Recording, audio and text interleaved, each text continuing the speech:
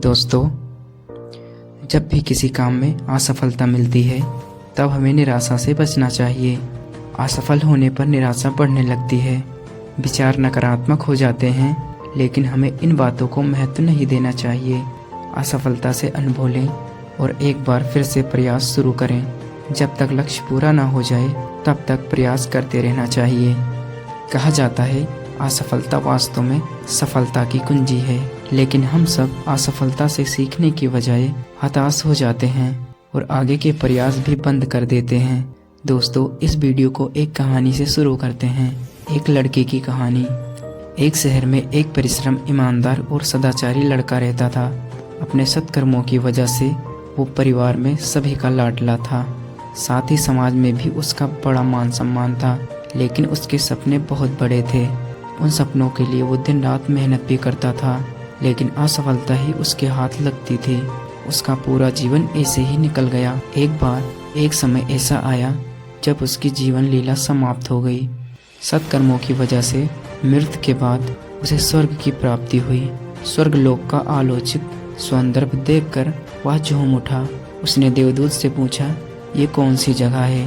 तब देवदूत ने कहा कि ये स्वर्ग है, अब से तुम यहीं रहोगे। इसके बाद देवदूत ने उसे वो घर दिखाया जहाँ उसके रहने की व्यवस्था की गई थी। वो घर इतना आलीशान था जिसकी वो सपने में भी कल्पना नहीं कर सकता था। देवदूत उसे घर के भीतर लेकर गए और एक एक करके सारे कक्ष दिखाने लगे। सभी कक्ष बहुत सुंदर थे। अंत में वो उसे एक ऐसे कक्ष के पास लेकर गए जिसके सामने स्वप्न कक्ष लिखा हुआ था।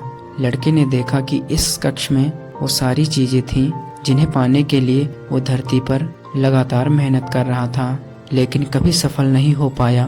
सभी चीजों के छोटे छोटे प्रतिरूप वहां रखे थे।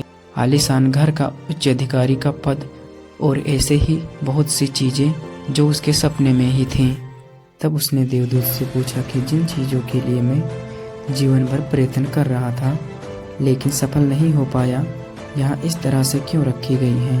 तब देवदूत ने कहा कि मनुष्य अपने जीवन में बहुत ऐसे सपने देखता है और उनके पूरा हो जाने की कामना करता है, लेकिन गंभीरता वो कुछ ही सपनों को लेकर होता है। ईश्वर और ब्रह्मांड हर सपने पूरा करने की तैयारी करते हैं, लेकिन कई बार असफलता प्राप्ति से हताश होकर व्यक्ति प्रयास करना बंद कर देता है। उसके दृढ़ निश्चय में कमी आ जाती है। इस कारण जो सपने पूरे होने वाले होते हैं वो भी पूरे नहीं हो पाते हैं। ऐसे अधूरे सपनों को यहाँ प्रतिरूप के रूप में रखा जाता है। अगर तुम लगातार प्रयास करते रहते और परिस्थितियों के आगे हार ना मानते तो शायद ये सब कुछ पा चुके होते।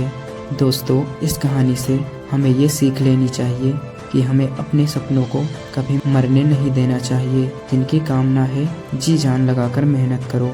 असफलता से सीखो लेकिन हताश मत हो और प्रयास जारी रखो।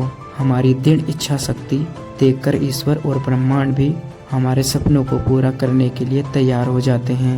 इसलिए तब तक प्रयास करो जब तक ख्वाब हकीकत ना बन जाए। तो दोस्तों, इस कहानी से अगर कुछ सीखने को मिला हो तो अपने दोस्तों को जरूर शेयर करना। तो मिलते हैं नेक्स्ट वीडियो में, तब तक के लिए बाय। जय हिंद, जय भारत।